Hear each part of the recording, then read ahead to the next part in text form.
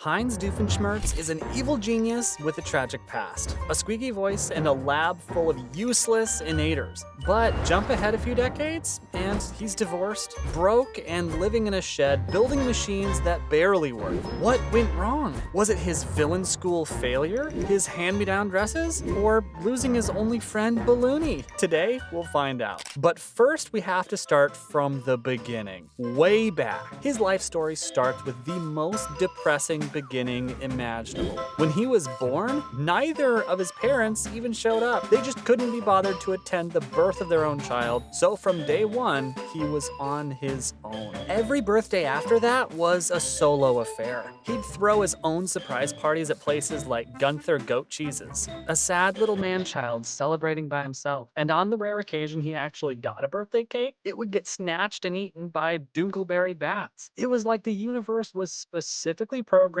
to kick him while he was down. At one point, his parents actually disowned him, just straight up kicked him out. He had to go live in the wild with ocelots. To make money, he got a job at a carnival, but it wasn't selling tickets or running a game. No, his job was to be the ball that people throw at the target to dunk the clown. He was the projectile. To make matters even worse, for some reason he never explains, he smelled powerfully of pork, so strong that nobody would even get near him. He was so desperate for a friend that he painted a face on a balloon, named it Balloony, and sprayed it with a special long-lasting coating so it wouldn't deflate. Balloony was his only friend in a world that treated him like a piece of meat to be thrown at a target.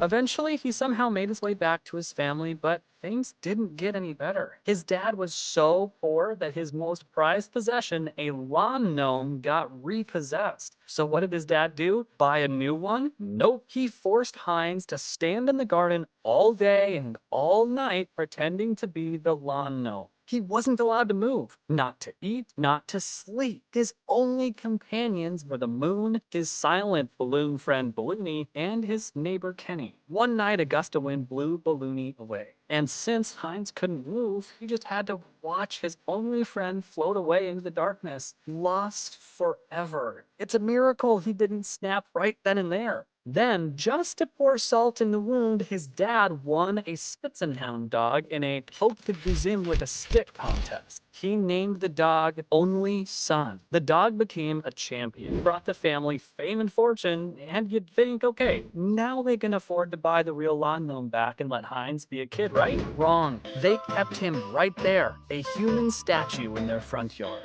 while they showered love and affection on the dog they literally named to replace him. This is where his rock-bottom self-esteem comes from. How could it not? He was literally replaced by a dog. While all this was happening, his parents were getting ready for the next baby. They were absolutely convinced it was going to be a girl, so his mom spent months knitting dozens and dozens of beautiful little dresses. But then the baby was born and it was a boy. They named him Roger. And because they were cheap and cruel, they didn't bother getting new clothes for Roger. Instead, they forced Heinz to wear all the hand-me-down dresses. He was the laughing stock of his school. And to make it even worse, Roger was perfect. He was a goody two-shoes and their mom's favorite from the second he was born. She especially loved Roger for his incredible skill at kickball, a sport Heinz was hopelessly bad at. This just made him feel even more invisible. He tried desperately to get his mother's approval, trying every sport he could think of, but he failed spectacularly at all of them. He even flunked jungle gym in grade school. It seemed like the only time his parents ever paid attention to him was to find a new way to torture him mentally. His mom, for instance, had this weird rule where he wasn't allowed in public swimming pools. This probably had something to do with that one time he epically failed to do a high dive, which was supposed to be some kind of Steinian rites of passage into manhood. He just stood on the board, frozen in fear, while everyone watched. Then there was the time they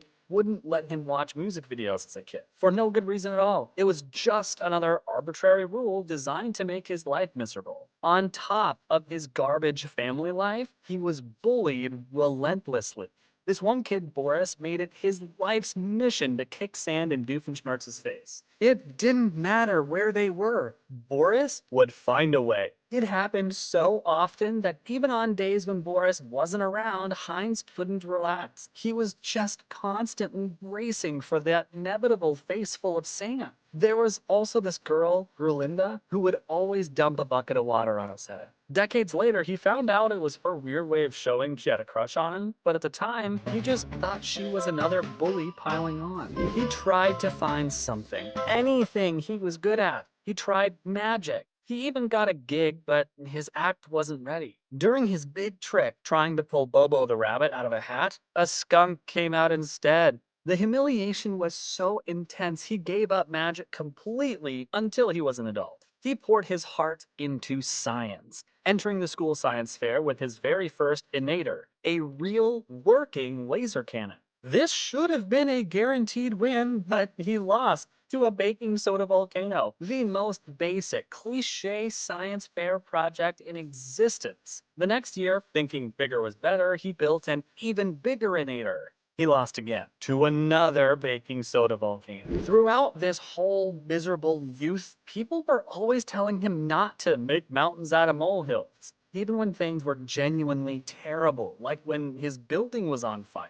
This phrase got so stuck in his head that as an adult, he built an inator to literally do just that. And that high, squeaky voice he has, he's had it his whole life and he absolutely hates it. It was just one more thing for people to make fun of. Christmas wasn't even a bright spot. He claims he's always been indifferent to it, which is probably a defense mechanism because how could it have been happy? He did go to camp once, but of course, it was a disaster. He got attacked by bees, got one sting, and then fell down a hill while running away, injuring himself even more.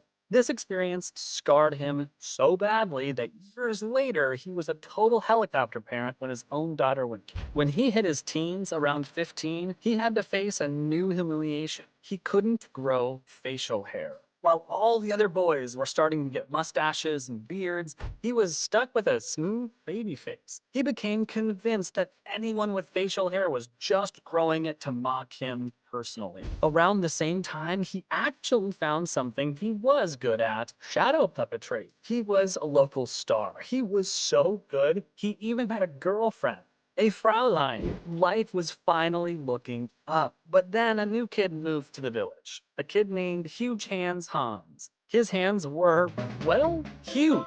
His shadow puppets were complete garbage, just meaningless blobs on the wall. But because his hands were so big, everyone was impressed, and he stole Doof's girlfriend. This one event may have single-handedly been the cause of his lifelong fear of commitment and his terror of dating. At 16, his life took another bizarre turn. His parents tricked him. They told him they were going to the store, which sounds like store, but what it really was a painting that hid the entrance to a ship sailing for America. They just shipped him off, getting rid of him for good this time. So now he's a teenager, alone in a new country. High school was just as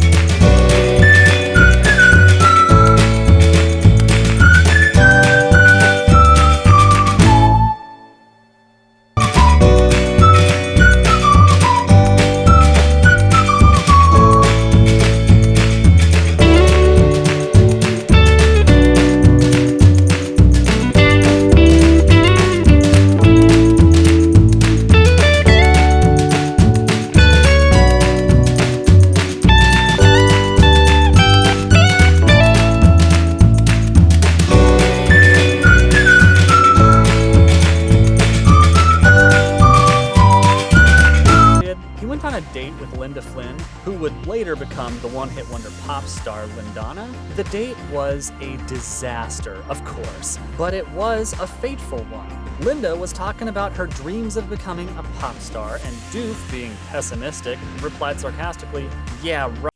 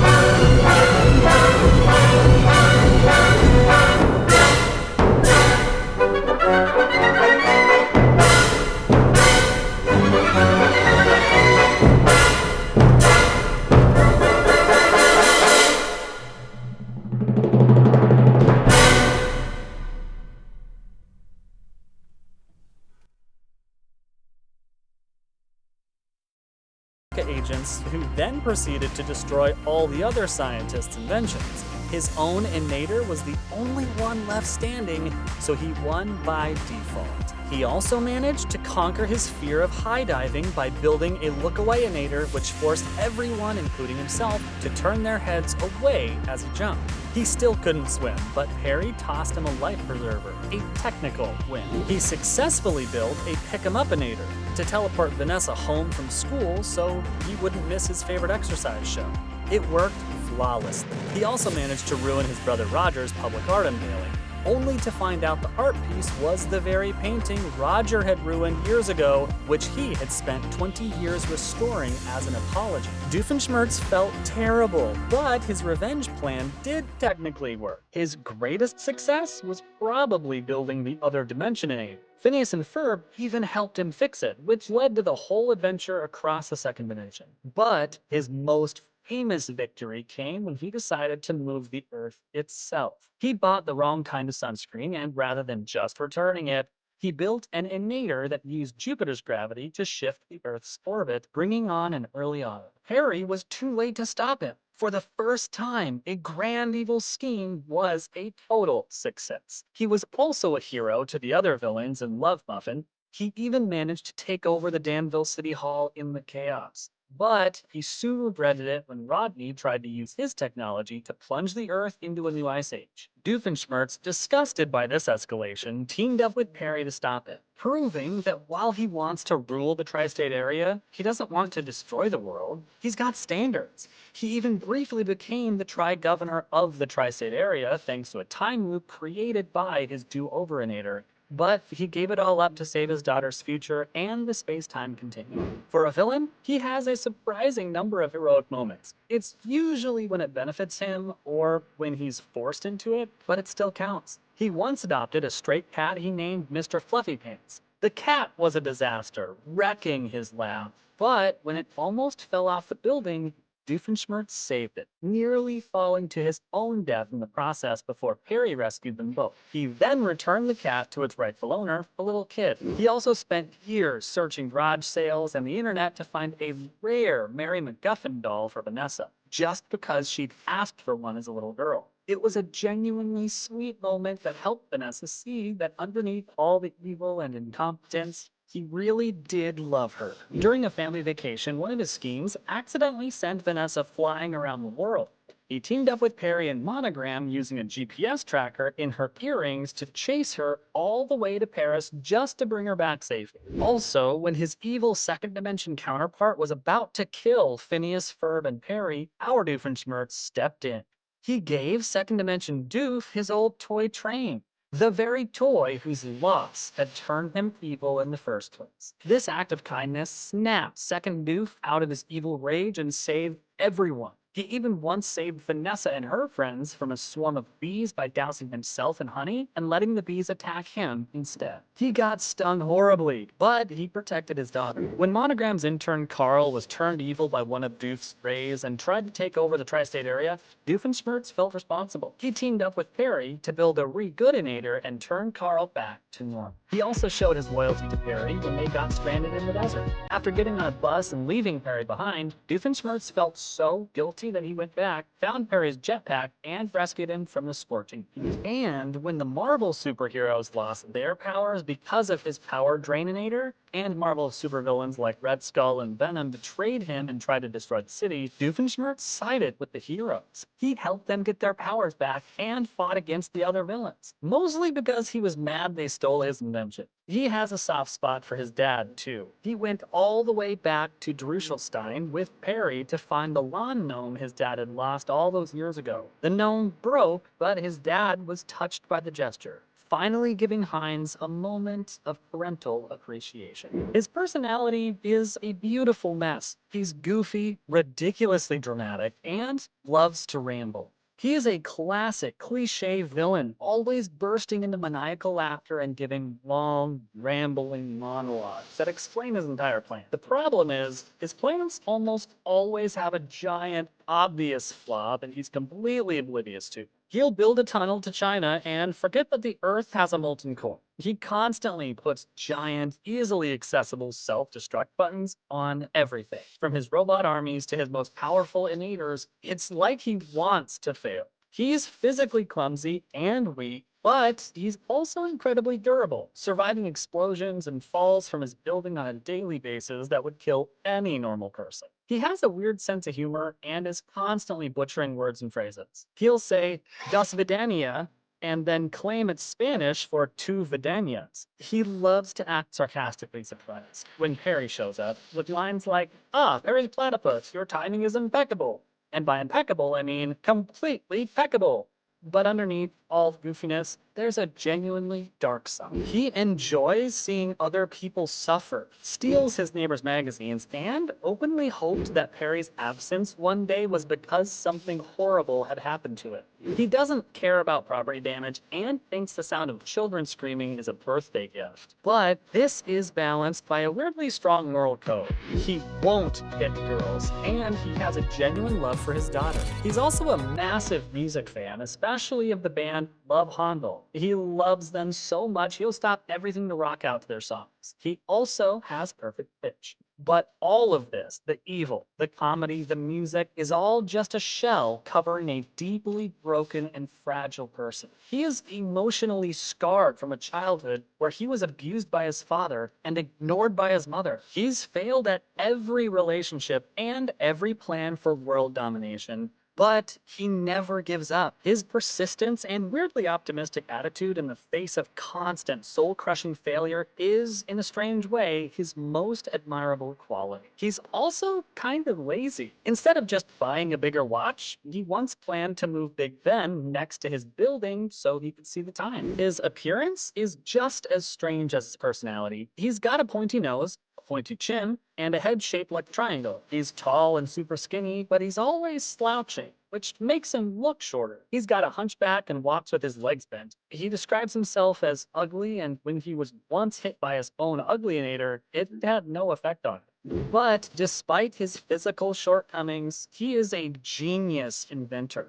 He can build revolutionary dimension-hopping technology in a single day, often out of random jump he buys online with Charlene's alimony checks. His scientific knowledge seems to cover everything, from quantum physics to biology. He's just not very good at applying it in a way that doesn't blow up in his own face. His relationship with Perry the Platypus is a love-hate thing, but mostly love. Doofenshmirtz can't even recognize Perry unless he's wearing his little secret agent for the look. The second the hat is on, it's game on. Their daily encounters follow a strict formula. Doofenshmirtz traps Perry, explains his evil scheme in a long monologue. Perry escapes, they fight, the inator gets destroyed, and Doofenshmirtz yells his iconic catchphrase, "Curse you, Perry the Platypus!" Perry never actually arrests him because on some level he enjoys this routine as much as Doofenshmirtz does. They are friendly enemies. Perry will sometimes even help Doofenshmirtz with his schemes if they're particularly pathetic, before inevitably thwarting him.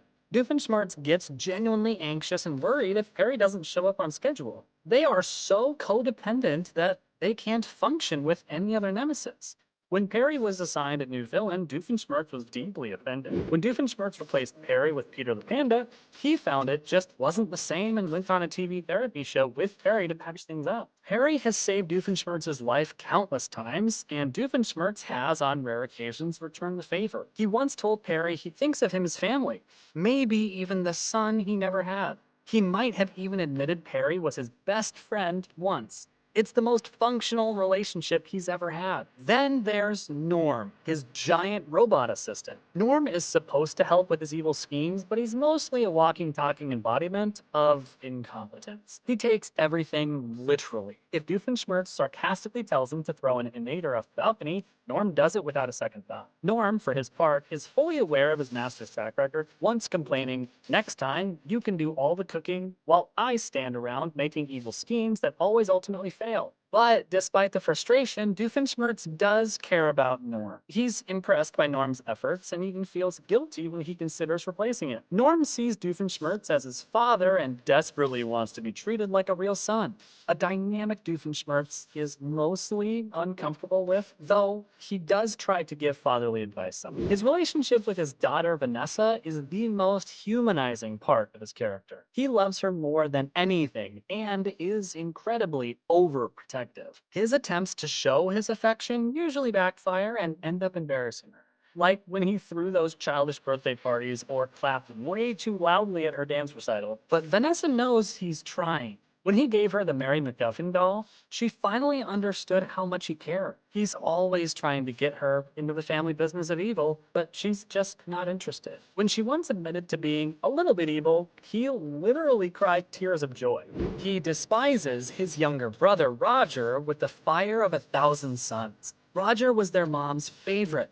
Got all the good clothes, all the praise, all the love, while Heinz got hand-me-down dresses and was forced to be a lawn gnome. Almost all of Doofenshmirtz's schemes are designed to humiliate or ruin Roger in some public way. The feeling isn't mutual. Roger seems mostly oblivious and even tried to make amends for ruining Heinz's painting. But for Heinz, Roger will always be the symbol of everything he never had.